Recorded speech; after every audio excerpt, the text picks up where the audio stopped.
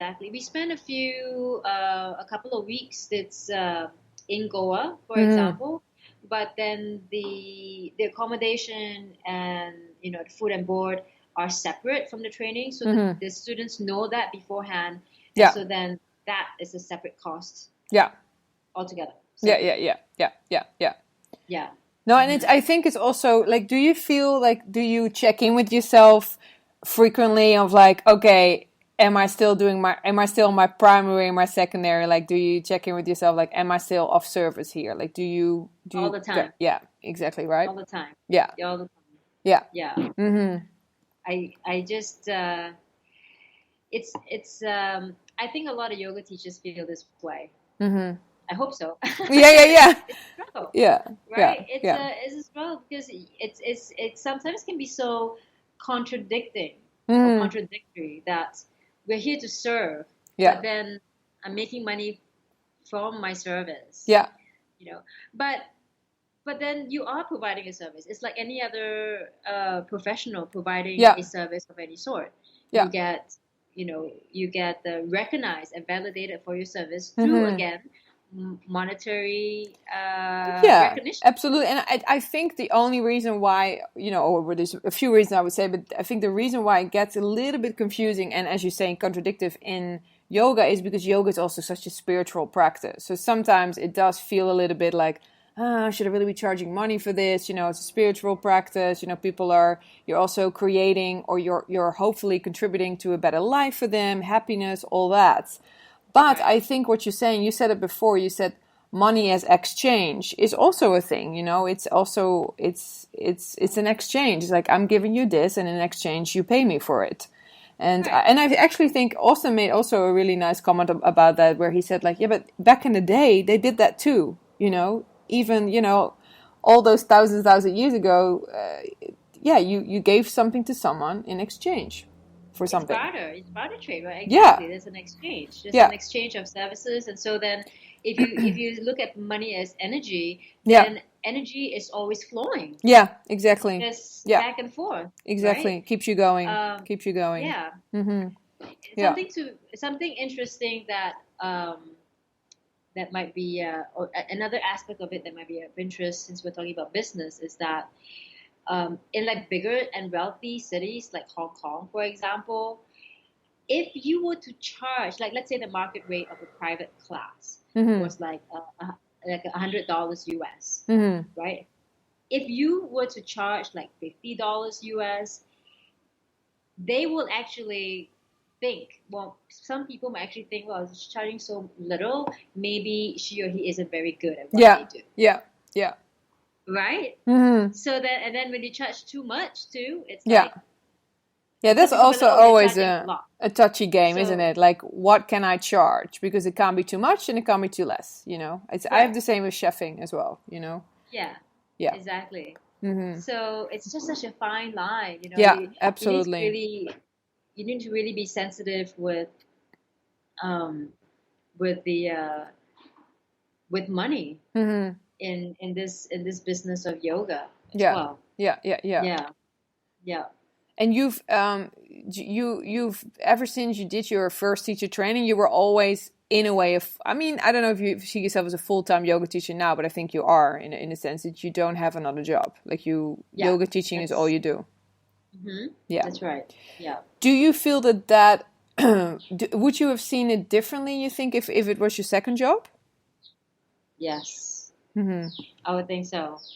I mean, again, I am always very, very grateful for the opportunity to be able to just teach yoga full time. Mm-hmm. Because I think, and I've known other yoga teachers who, have like a primary job, for example, and then they teach yoga on the side, or they teach yoga primarily, but then they need to work Mm-hmm. on the side something else because to make the money. Yeah. And I find that that's tiring.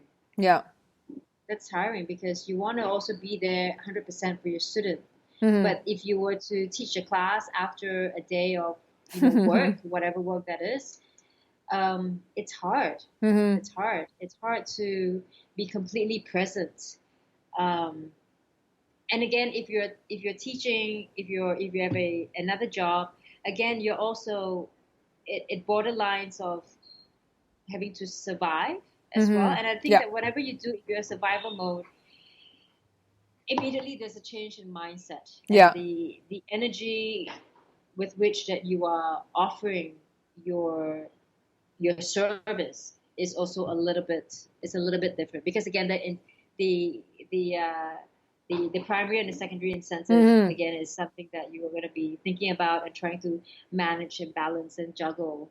So I think also it's a really beautiful sort of strategy to even think about even non-yoga stuff, even a normal job. You can still go, okay, what's my primary and what's my secondary incentive? Right. I think it's one of those things where maybe lots of people don't even think about, but I think in general, I think we live in a capitalist society, we live in a money-driven world, and I think it's beautiful to still, like you said, check in with yourself regularly to go, okay, am I still of service, or am I doing this for the money? I mean, even I do that sometimes, where I would given a gig, especially also with the cooking that I do, but even sometimes you just get given a gig like, yeah, but I'm just going to do this for money, right? Like, I don't know, because you're also got to, check in with your own values and your ethics, like, but I don't want to do that, so, and it's nice where we can find ourselves in luxury positions, as you were saying, where you can have those primary and secondary incentives in place, and work with them for sure. And I definitely think that what you're saying is, for me, it's also, I've never been a full-time yoga teacher, also because I always felt, for me personally, that actually what you said about like, oh my God, it's so tiring. That's what I feel from a full-time yoga teacher as well, because I find it, because I have been in places where, I teach nonstop for a few weeks and I'm like, oh my God, yoga teachers do this all the time. Like full-time yoga teachers do this all the time, because for me, I also feel I love teaching so much that I enjoy doing it in a way on the side, like as part of also, even though, I also feel like you, that I'm in a luxury position of doing all the things I love and they're all integrated together. So in that sense, that's also super nice. But I would find it really difficult to be a full-time yoga teacher for sure. I don't think it's also physically, it's really hard, and it's so physical and heavy on the body, and the mind. yeah. But that's where if you're able to manage your time, that's one of the most important things, is to find some sort of a like balance. Absolutely. And like I said, even though teaching, venturing out on my own, you're not guaranteed like a like a certain number of classes a week, like a month, or and things like that. There's always that uncertainty, right? Yeah, but at least you can manage your own time better. You don't feel like you have to keep saying yes to the studio to cover classes and things like that. And you can really just schedule your time better. And I feel that up to a certain point, you just know that, well, you just have to draw the line. Okay. Self-care. All right. Mental health care, emotional well-being, and physical well-being has to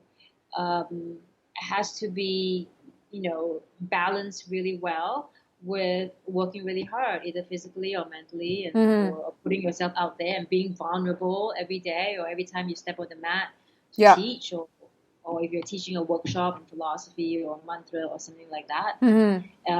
It's to find that balance of self-care, but yet being able to to serve to the fullest of your capacity at the same time. It's a big balancing act. And that is definitely and that's definitely something that also you need to keep checking in with yourself, like, am I actually looking after myself, or am I just in that survival mode that you were mentioning before as well? Because do you also feel like it's something that Claire and I are also talking about, that even pushing for your own classes and making sure you have your own student, it can really be increasing your stress levels, and you can get you get anxious and stuff. Do you feel that happens to you as well, or how do you manage it? Yeah, but I think for me it is more like I think, like I said before, I think it's more trying to keep my ego in check. Like in Hong Kong and here too, I'm always encouraging students to go to other teachers' classes. You know, because I think most teachers, well, some teachers can be very possessive of students. Like, you know, why you're not coming from my classes? You decided to go somewhere else. And for me, I always tell a student, look, as long as you're practicing yoga, even if it's not with me, you know, I'm happy. I'm happy. I mean, that should be the way, right? Absolutely. No, but also the ownership that we were just talking about, the ownership that you really felt the studio had on you as a teacher, we shouldn't have that kind of ownership. Remember, in our teacher training, our teachers even said, like, never call students my students. They're not your students. And I think even looking at it from that perspective, like, that's a student I teach. That's not my student, you know? Right. It's and I think it's a really good point, because I think in general, and because again, that's also ego, isn't it? It's also like, you know, what makes you so special that they can only come to your classes, you know? Right. And why wouldn't, and there shouldn't be an exclusive thing there anyway, because I feel yoga is yoga, and is exactly as long as people are practicing that. But the problem is that if you're making income from your students, and so again, it's so there's hard. that balancing act again. There's that balancing act again. You know, it's so hard to manage that. You know, and so really, what do we do in times like this is to just do the best that we can, right? I mean, it's like in the sacred text of the Bhagavad Gita is to just let go of the fruits of your actions and just do your job perfectly and skillfully. You know, and everything else, we just need to let it unfold as it is, as it does, as it will. Right. Yeah. And no doubt, watching it unfold could mean that, you know, that you might hit some tough times,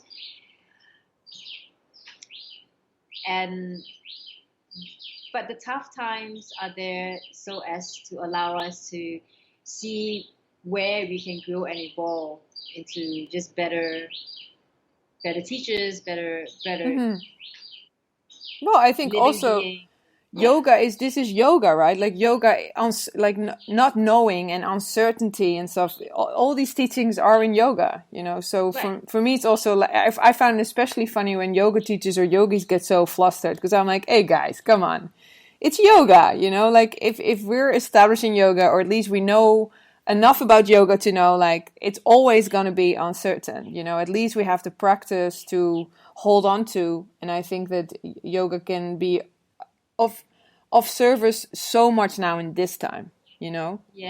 It's like, you know, you have a moment where you can just be on that mat and nothing else matters, you know. And so I think that, you know, I mean, I'm sure people who are just lost a job, like, yeah, Caro, shut the fuck up, like, I just lost my job, what do you mean I just have to be on a mat? But in general, I feel like, you know, especially in challenging times, we can hold on to, you know, to the teachings. So for sure. Especially during, I mean, the last few months, definitely I've been digging deeper and deeper into my yoga toolbox. Right? You know, it's just, it is what it is right now. And, and like I said, you know, I probably have the last 7 months or so, I probably made maybe about 30% of what I would have made during this whole time, if it was just a regular time or a regular, you know, there wasn't a pandemic. I definitely took like about a 70% pay cut, or income cut, for sure.